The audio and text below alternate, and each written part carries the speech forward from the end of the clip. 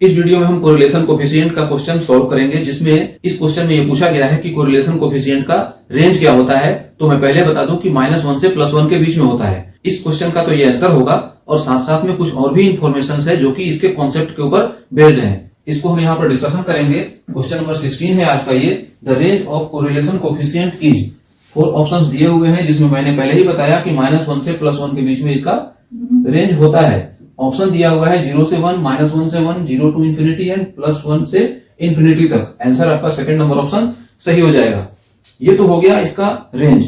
अब कोरिलेशन क्या होता है? जो कोरिलेशन होता है, कोरिलेशन कोफिशिएंट, वो क्या होता है? एक स्टैटिस्टिकल मेजरमेंट है जो कि दो वेरिएबल के बीच का स्ट्रेंथ बताता है और साथ साथ में उसके डायरेक्शन को भी शो करता है। आर से इसको डिनोट करते हैं और आर की जो फॉर्मूला होगा या आर को रिप्रेजेंट करेंगे किस तरीके से?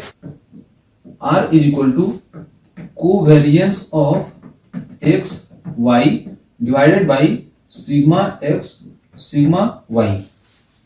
Covariance of x y divided by standard deviation of x and standard deviation of y.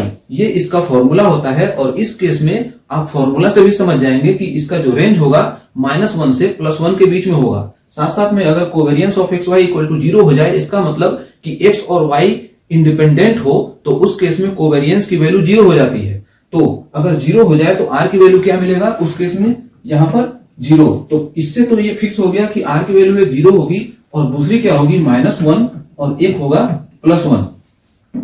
तो इसका जो रेंज है वो -1 से +1 के बीच में होता है और जब ये x और y इंडिपेंडेंट हो जाए तो उस केस में हमें क्या मिलता है? 0। तो 3 कंडीशन मिल जाएगा, बट रेंज होगा -1 से +1 के बीच में। अब इसमें कुछ और इंफॉर्मेशन है, वो हम देख लेते हैं।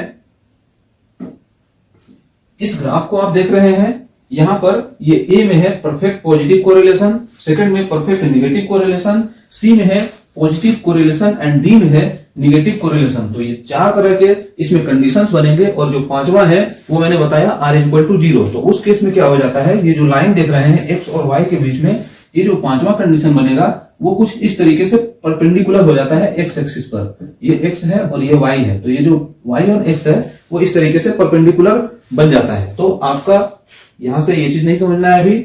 r = 0 हो गया तो उस केस में ये परपेंडिकुलर हो जाएगा।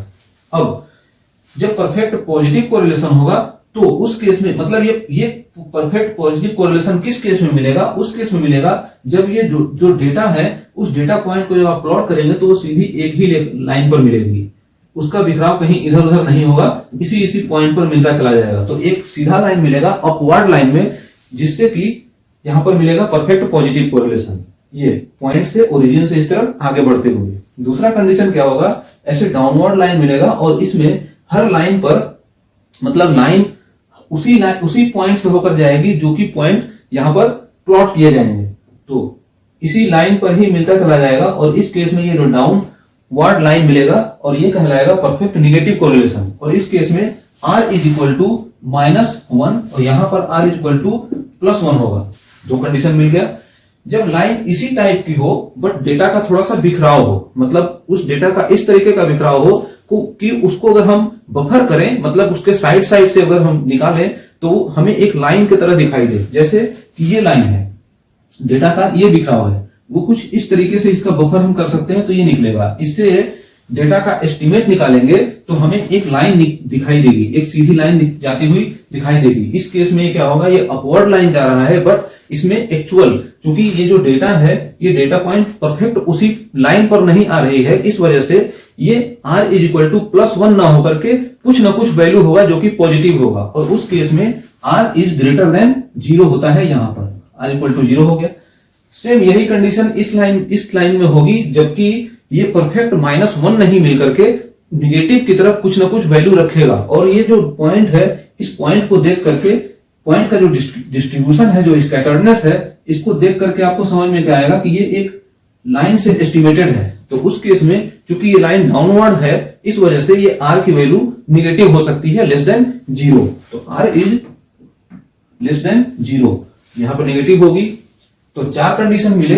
r = +1 किस केस में? जब पूरी तरह से परफेक्ट होगा, परफेक्ट पॉजिटिव कोरिलेशन। दूसरे केस में परफेक्ट नेगेटिव कोरिलेशन, तीसरे कंडीशन में पॉजिटिव कोरिलेशन जिसमें r ग्रेटर देन 0 होगा, 0 से बड़ी कोई भी वैल्यू मिल जाएगी, और एक कंडीशन ऐसा मिलेगा जिसमें r की वैल्यू 0 से कम मिलेगी जो कि निगेटिव होगा बट -1 होगा। मैक्सिमम जो है मतलब मिनिमम से मिनिमम -1 तक जा सकती है, तो ये r इज लेस देन 0 ये आपको मिल जाएगा। साथ साथ में ये इतना हो गया, और जब वो वैल्यू इंडिपेंडेंट हो जाएगी, जब x और y इंडिपेंडेंट हो जाएगा, तो उस कंडीशन में क्या होगा, r इक्वल टू 0 होगा। और इंडिपेंडेंट कब होगा, जब covariance of x y is equal to 0 हो जाए। तो ये हो गया, बट इसमें भी एक कंडीशन है। कोवेरियंस ऑफ जो x y हम निकालते हैं उसमें एक कंडीशन ये होता है कि कोवेरियंस ऑफ x y अगर 0 है तो इसका मतलब ये नहीं कि x y इंडिपेंडेंट है, बट x और y अगर इंडिपेंडेंट है तो उस केस में कोवेरियंस ऑफ x y की वैल्यू हमेशा 0 मिलती है। ये कभी कोई क्वेश्चन आएगा उसमें हम वहां पर डिस्कशन कर लेंगे। ये इतना मैंने समझा दिया।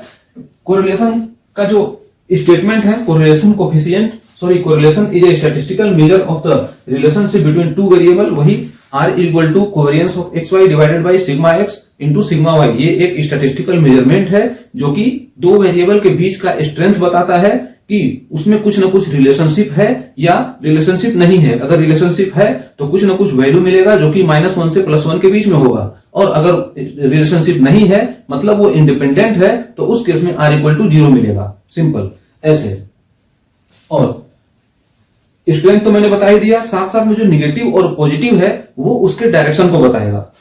It can be used to quantify the strength and direction of the relationship. Strength बताएगा और साथ साथ में डायरेक्शनशिप भी बताएगा। तो इस क्वेश्चन में मैंने कोरिलेशन कोफिशिएंट का रेंज क्या होता है, -1 से +1 तक के बीच में होता है, और साथ साथ में उसके और भी कॉन्सेप्ट को डिस्कशन किया।